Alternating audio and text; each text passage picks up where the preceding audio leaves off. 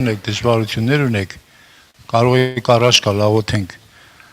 Մինչև դուք գաք, ես մի տեղ կկարդամ Աստծո խոսքից, նորից Ղուկասի ավետարան 10-րդ գլուխ 21 խոսքից։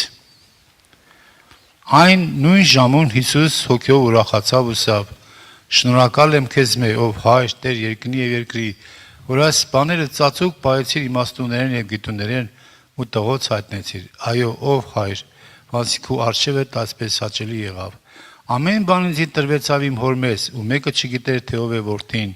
բայց միայն Հայրը, եւ թե ով է Հայրը, բայց միայն որդին, եւ ան, որու որդին կուզե հայտնել»։ Փառք Տիրոջը։ Եվ նա գիտի միայն ճանաչում է հորը, ով որ որդուն, ում որ որդին է հայտնում։ Աստված մեզ հայտնել է, իր որդիով հայտնել է, որ մենք ճանաչենք Աստծուն։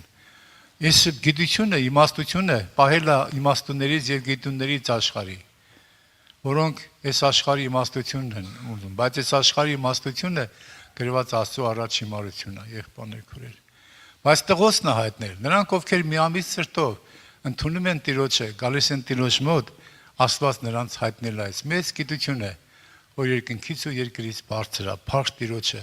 Շնորհակալ եմ Տիրոջ այս իր խոսքի համար։ Ես շատ անգամ եմ աղոթքով գալիս, Տեր ջան, ինչքան բարի ես դու, որ քո խոսքը տվել ես ինձ, որ այս խոսքը կարող ենք կարդալ, քո խոսքերը կարող ենք ուսումնասիրել։